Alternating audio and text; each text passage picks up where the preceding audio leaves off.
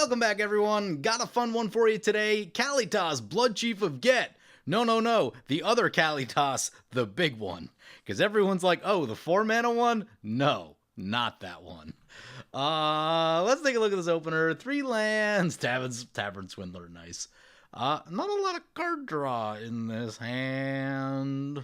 Late game card. We should mulligan. I really want this Tavern Swindler, though. This thing is so much fun. Also not amazing. We going to 6? Once again, late game card. Another late game card. Mid to late game card. Yep. Mulligan again. This is the best of the bunch. We can't get rid of this stupid Haunting Voyage. We're going to keep this one, though. Put the Haunting Voyage to the bottom. Teeny bit of ramp in this Patriarch Seal. Not a lot happening.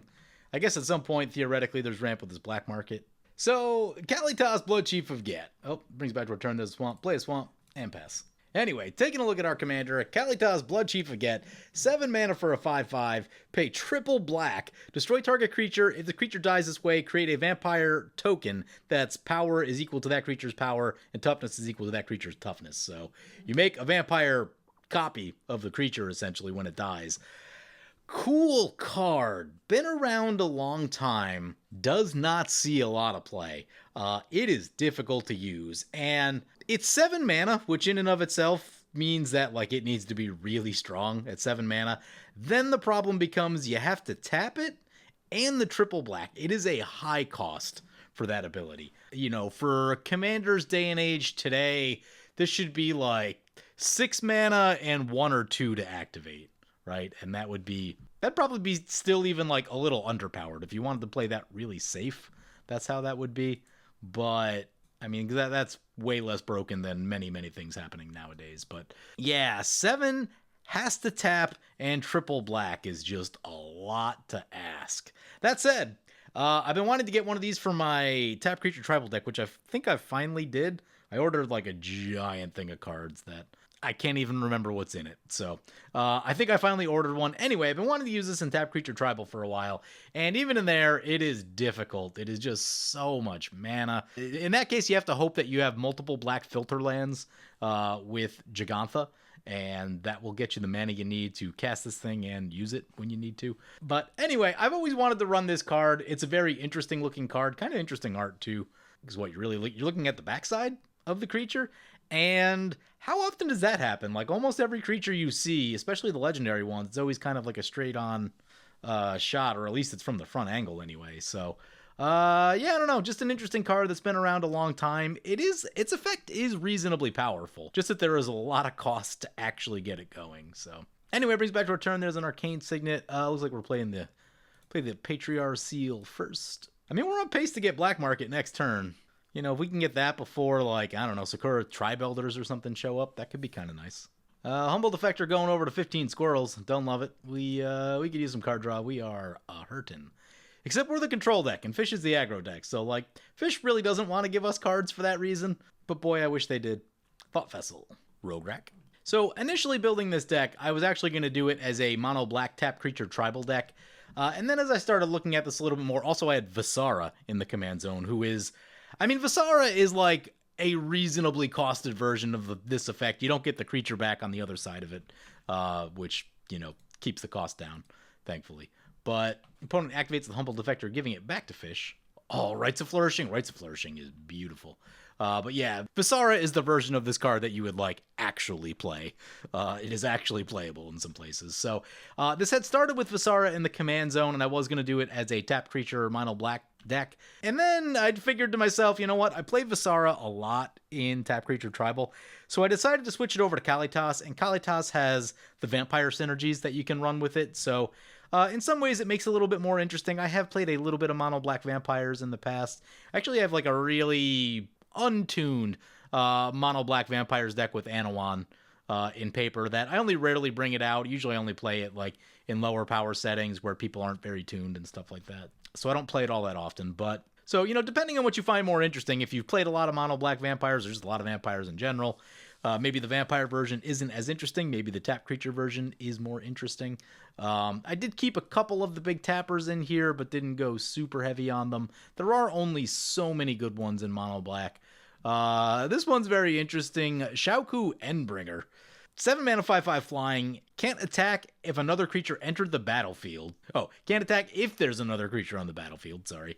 At the beginning of your upkeep, you lose 3 life, then tap it, exile target creature, and put a +1/+1 counter on it. So it's not even destroy, it's straight up exile, but there is some costs to this thing, but it does look cool. We got Minion of Rograkh, also some cost on that one, but you can tap it, destroy creatures or lands.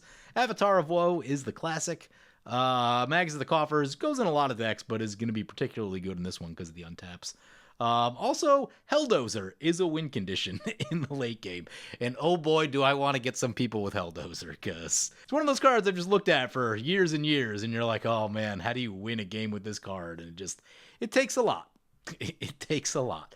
There's a Mage Stone, Arcane Signet, and 2 lands. This turn has shaped up a little better than I could have hoped. Rites of Flourishing is exactly what the doctor ordered. Let's get the black market into play in case things start dying for any reason. We could have got the Signet first. Whoops. Should have counted. Hopefully it doesn't bite us. Once upon a time, Rites of Flourishing is a card that I would have said that you should run in a lot of decks. With decks getting so strong now, kind of changed my tune on that a little bit. Wow, tell me Fish is at... Nope, Fish made a land drop. Fish was at 10 cards a second ago, and it looked like they were going to miss a land drop, which is just, that's brutal. Extra planar lens, that's not going to help us at all, but I wish it would. Risky card though, if it blows up, you lose a land. I'd never cared for it for that reason, but I get it. It's a mana doubler at 3. It also eats a land, which like sort of reduces its own effectiveness, especially in the early game here. Like in the late game, yeah, it's powerful, and you know, if you have like 7, 8, 9 basics of whatever type in play, it's not that big a deal, but yeah, in the early game here, right, it's, you know, you got to make that next mountain to really kind of get like good value off of it, and even then you got to hope it doesn't get shot. Hammer of Nazan, Hammer of Nazan's going to be a problem. Indestructible is not what we want to see with a commander that says destroy. Notably with our commander, the creature does need to die before we get the token back, so you can't just sit there and ping this thing. Keep making vampires. Humble Defector going over to D-Manny this time. Don't love it. Don't love it. Down to 3 cards. This makes a Terror, which fortunately doesn't hit us. Mono black. Fish coming our way for 2. Yeah, it's a little annoying. I get it, we're the black deck, and we're the control deck also, and also if you look at my Commander Replay Baseball card, I've won a lot of games in my life, so I'm playing mono black. I'm probably the threat, even if I don't look like it yet. I don't love that. I don't love necessarily being the threat right off the get-go. I try to fly under the radar as long as I can, but yeah, I don't know what's going to happen in this game. More Rites of Flourishing. But yeah, finishing up the thoughts on Rites of Flourishing, I don't know if I did or not. Decks are so strong now that feeding someone cards and land drops is really risky business. So, you know, the key is it really kind of depends on what power level your opponents are playing at. You know, if they're newer to the game, maybe they don't build decks as well. They get stuck sometimes. Rites of Flourishing is good for players like that. As people get like better at the game, have better decks, their decks are more consistent. Rites of Flourishing is now a hard sell for me because, you know, like with Fish's deck runs kind of light on lands with Kediss and Rograkh here. And so like one of the hopes that you have is that, you know, if you wipe the board on Fish, this deck does not rebuild super well, where if you sort of remove that weakness of normally Fish isn't going to make all their land drops with this deck, then, you know, you're looking at like an aggro onslaught that may be very, very difficult to stop. Everyone's gotten to draw cards except us, which I don't love, except, I mean, at least we'll pick up 2 with the Rites of Flourishing. There's an Hour of Promise for D-Manny. That's a pretty good one. 2 lands, any 2 lands. Make some zombies. If there's a desert. Oh, 3 or more deserts. Yeah, that's tall order, but any 2 lands is still a powerful effect. There are very powerful lands in this format. Castle Garenbrig and a Demolition Field. Perhaps trying to anticipate us getting a Coffers. Felwar Stone is okay. Blade of the Bloodchief is Was really hoping for the lands right there, but looks like we're playing 2 Mana Rocks. Pray for no Vandal Blast. Mage Right Stone. And a Blade of the Bloodchief. So, I mean, we coughed out a bunch of low drops. That's exciting. Now we just kind of got to wait here. I would love a Humble Defector. Everyone else is at a full hand. We're down to 1 card, literally. Fish made one land drop last turn. I don't think they made 2, though. Yeah, there's some funniness there, too, with Rites of Flourishing, where, like, if one player hits 2 lands every turn, you know, they're just gonna run past you. Where if you're starting to miss those extra land drops, or even miss like both land drops, then so there's one land from Fish. What was that 2? Fish is now even with the turn count on lands. So after the one got eaten, we finally get the Humble Defector. Thank God. We're dying over here. If someone shoots it, I'm gonna be very unhappy. Funny enough, if we do get to activate it, we should be able to do it twice with the Mage Right Stone, which is actually pretty exciting. Slicer. Why do I have a feeling this is going to do something I don't want it to do? Goblin Engineer. Yep. Fish is off to the races. Mono Black does not deal with artifacts very well. Very few number of cards. Gate to Phyrexia, I think, is one, and we're just not set up to use that at all. Beyond that, I think you're kind of looking at colorless options. The problem is a lot of those also blow up your own artifacts, which Mono Black does need a healthy serving of. Spreads out the damage a little bit, but with Kediss, it's going to spread out even more. Everyone's going to be taking damage here. The good news for us right now is that our concentration of permanent types is artifacts and enchantments. Reasonably durable, more durable than creatures, per se, but we do have enough artifacts out there that if someone has artifact removal of the board wipe variety, we'll definitely see it. Field of the Dead is active. Gross. Oh, they said this was, I think they said it was a lands deck. Yep, okay. Yeah, that makes more sense. I think before the game they said land, big mana, land ramp type deck. So Rites of Flourishing for that setting does make sense. Like, if you're planning to go so big that you're just going to, like, demolish your opponents, then yes, you can sort of offset problems that you may incur from Rites of Flourishing. There's also a Teamer Ascendancy. Great for big creatures. Slicer coming in our way. 2/2 also coming in our way. Yep. Yeah, you're attacking the mono black deck. Life is a resource with the mono black deck. You use a lot of it on your card draw. So you can draw less cards if your life total is really low. Do have some sources of life gain in this deck because I was actually anticipating having to counteract this thing. So we have a few things. We got a Whip of Erebos if we can get our stuff going. We got a Sangromancer, which can gain absurd amounts of life. Sanctum Seeker can gain a little bit. Malakir, Blood Witch, probably not going to gain tons, but it gains you a little. You know, if you can get it in and out of play a few times, it will gain you little bits of life. Hopefully keep you from dying. I think I had a Polluted Bonds in here that I cut at the last second. That thing will gain you a lot of life too. It's a pretty crazy card. Opponent gains control of the Slicer. I think we're on track to draw 6 cards this turn, which we badly need. I think D-Manny's got some sort of artifact removal. There's a Ram Through.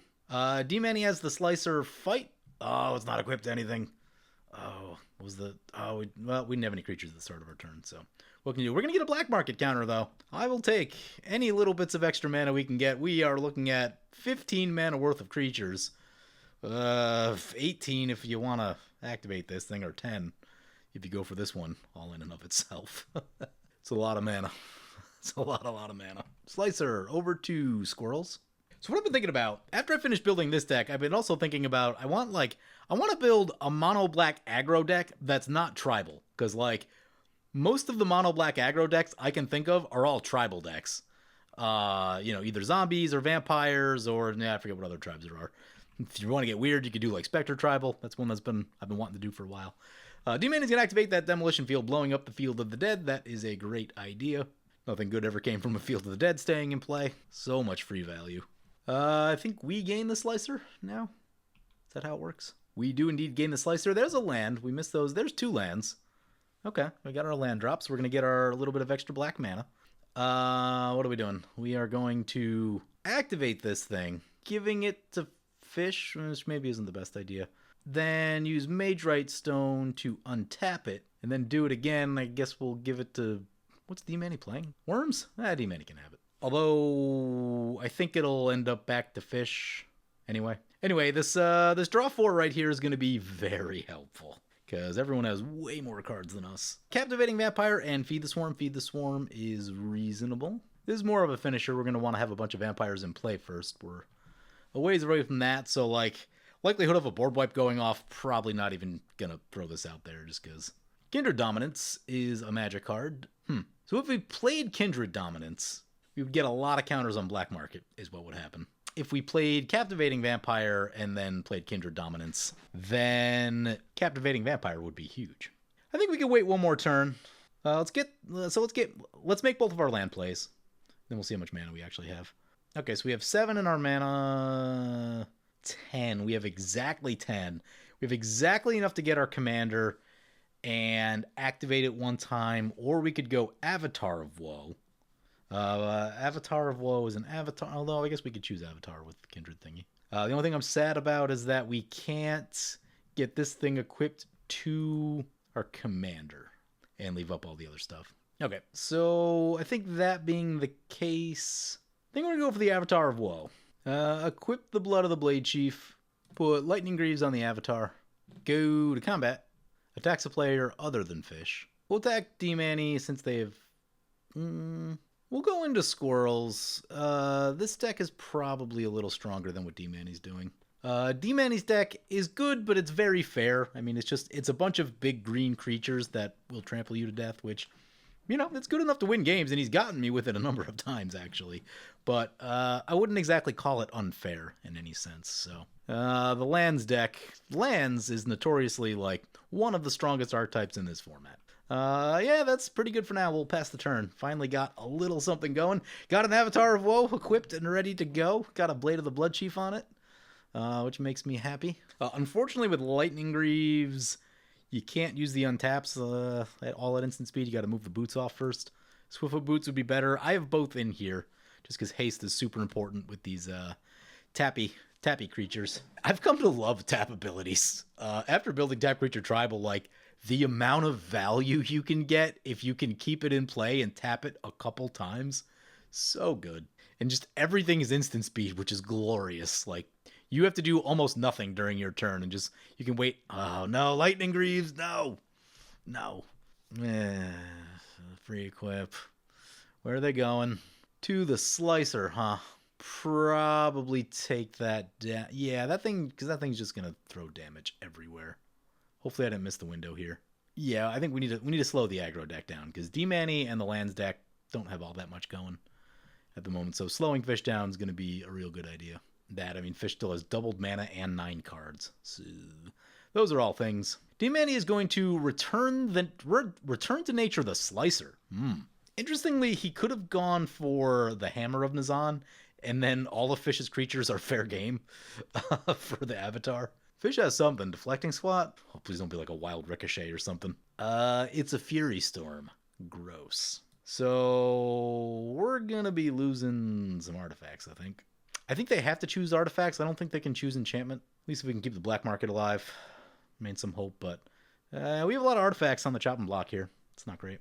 And other opponents do not have artifacts, so it's going to be hitting us, which I don't love. One on our Lightning Greaves. Let's kill the Humble Defector.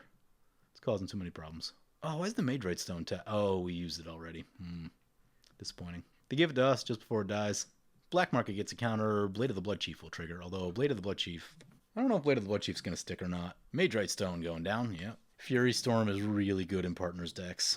And Patriarch Seal going down. Beautiful. What could make me more happy than losing all of our synergy pieces? Cool. Black Market gets another counter. Blade of the Bloodchief.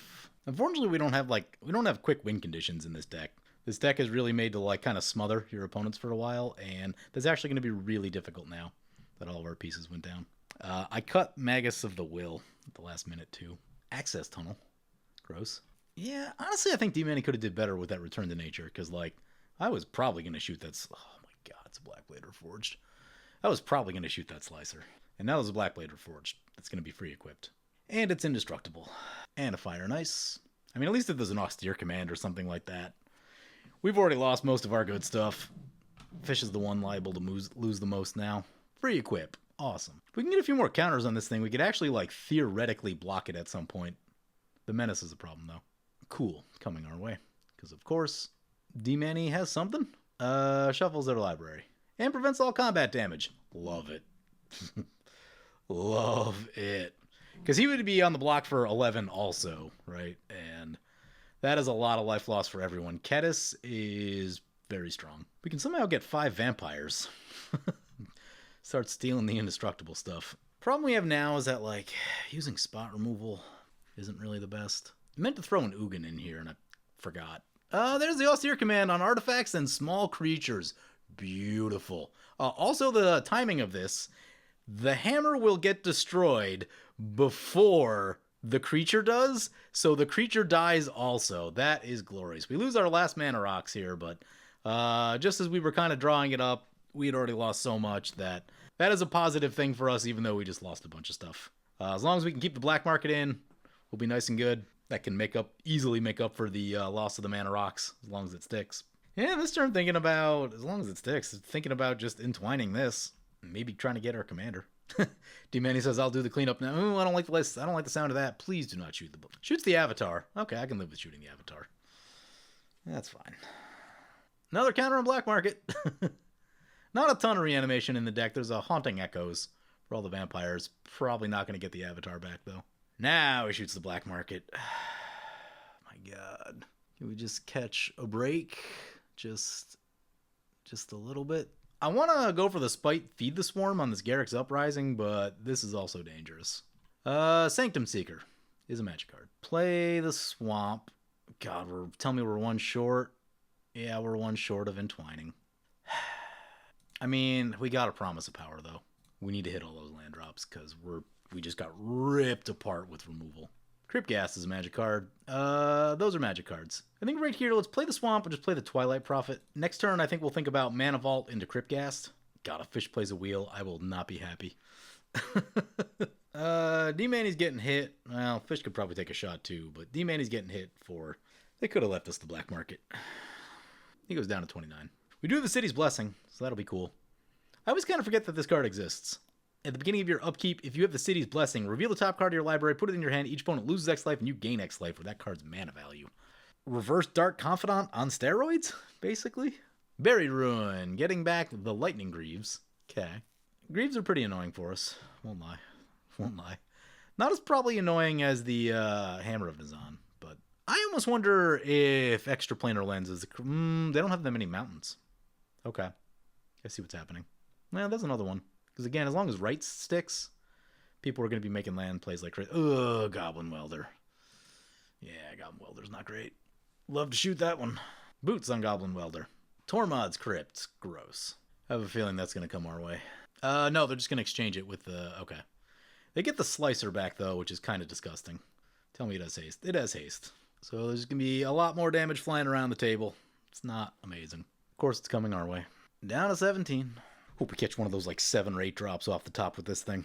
Move the boots over to the Slicer. Recast Rograkh. Slicer is an artifact, correct? Yes, so they can just keep getting it back with the Goblin Welder. That seems disgusting. Really wish we had that 1 extra mana to entwine the Promise of Power. Would be a very nice blocker. Lotus Cobra. Disgusting. Scape Shift. Ugh. Volakut's already in play, so everything's going to get annihilated. D-Manny has a Field of Ruin. They gave up on the Volakut. Huh. What are they going for? Manamo? Crystal Quarry. Urza's Workshop. Cascading Cataracts. Urza Tower. So they have Urzatron, I think? Yeah, they have Urzatron. Oh, God.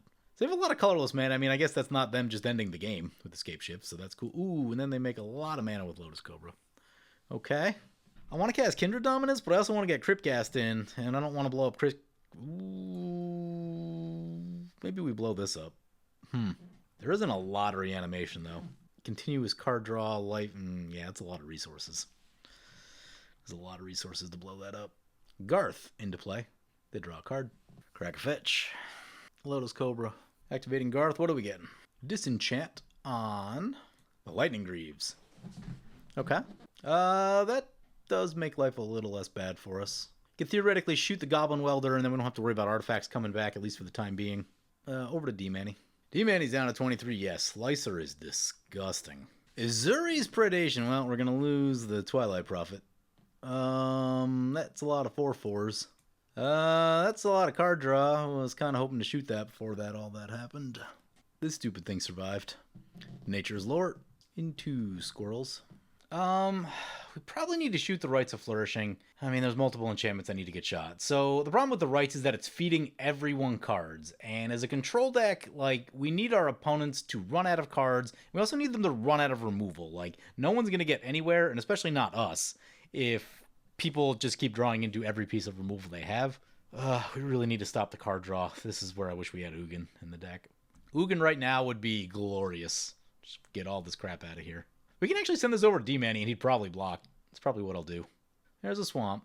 There's a landscape. Play both, I guess. Yeah, we don't have any card draw left, so. 10 mana. What happened to the slicer? Oh, it changed. It's a vehicle now. It's not good. It's not good.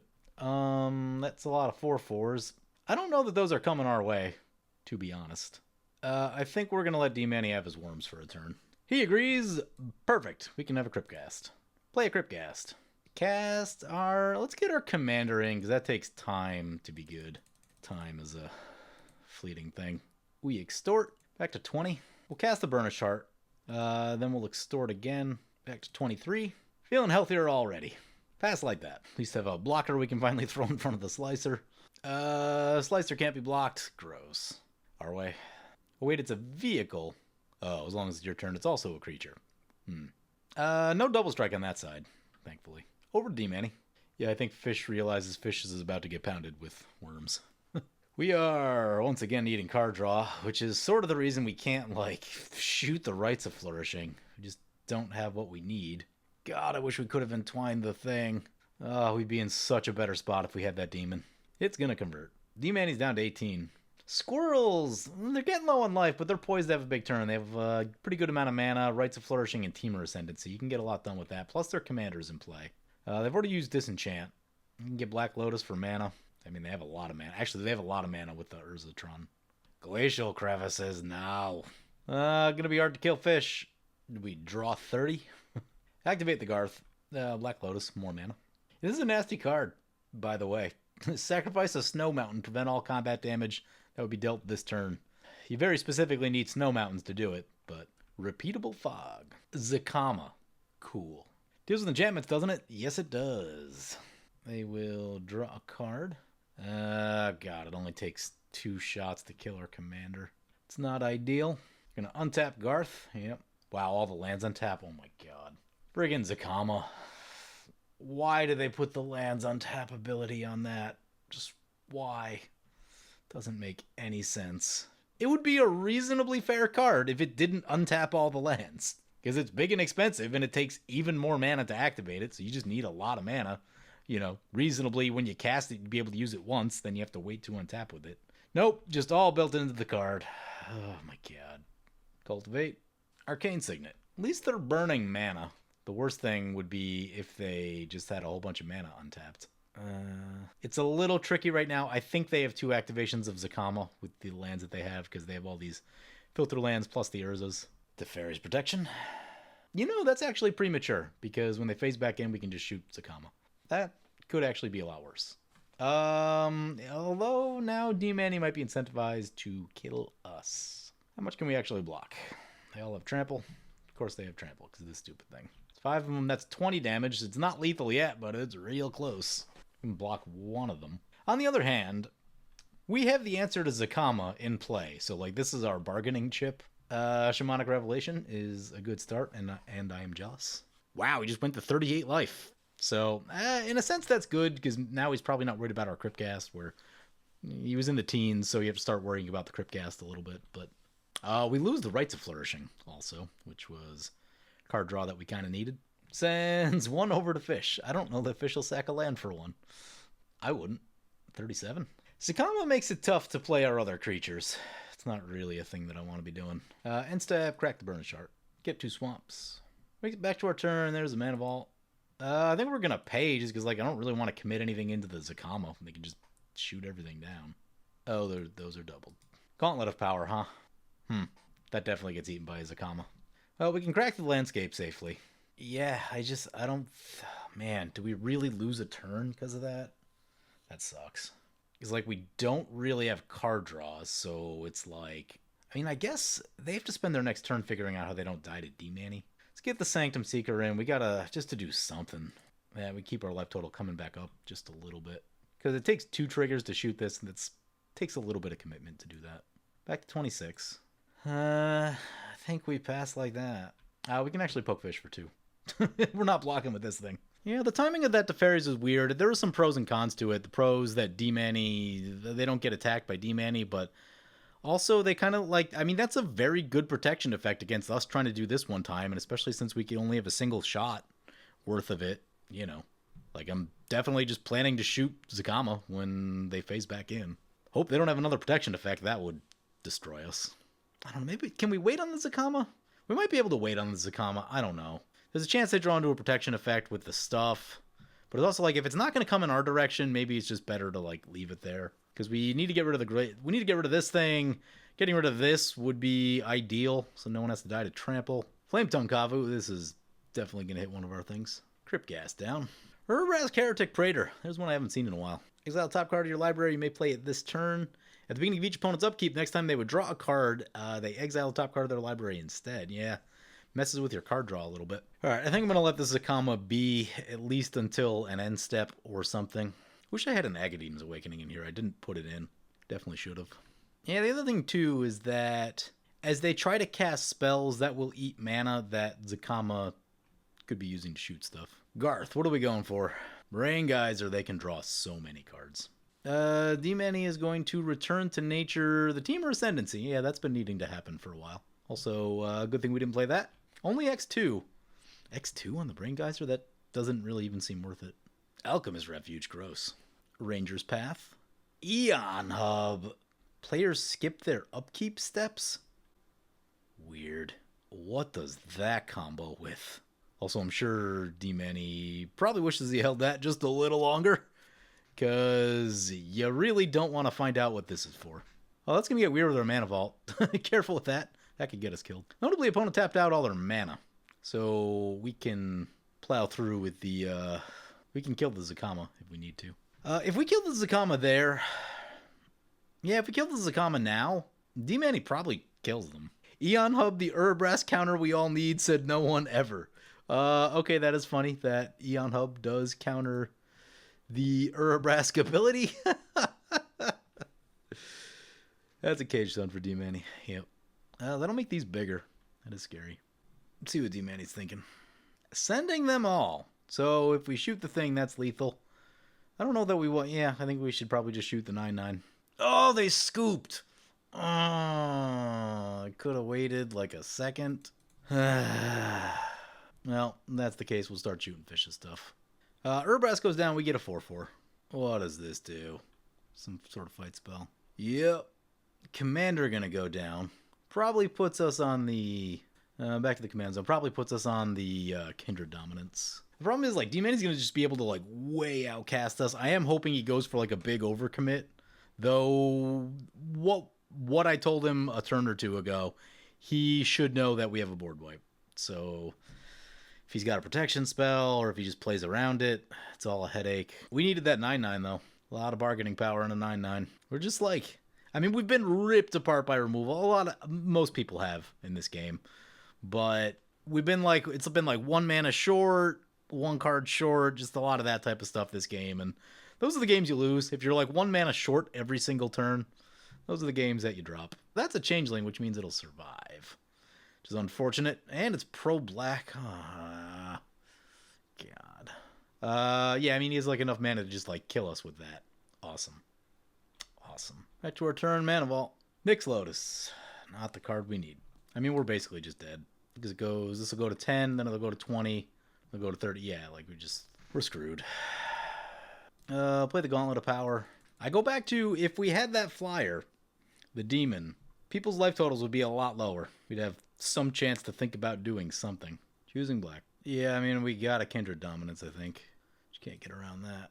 So we blow up everything except the Chameleon Colossus, except the Chameleon Colossus is definitely going to kill us unless this goes down, and I just don't know that that's going to happen. Play the Nyx Lotus. Yeah, maybe we feed the Swarm the Glacial Crevices and hope for the best. So that goes down, we'll recast our commander. All we can really do is just hope D-Mani doesn't want to kill us. I don't even know what we can draw, honestly, to deal with this. A Chroma's Memorial fly over the top, although we don't have that much damage. That's kind of the problem. Ugh, this game. You know, we were supposed to be activating this thing, and we've activated it 1 time, so really therein lies the problem. We're at 23.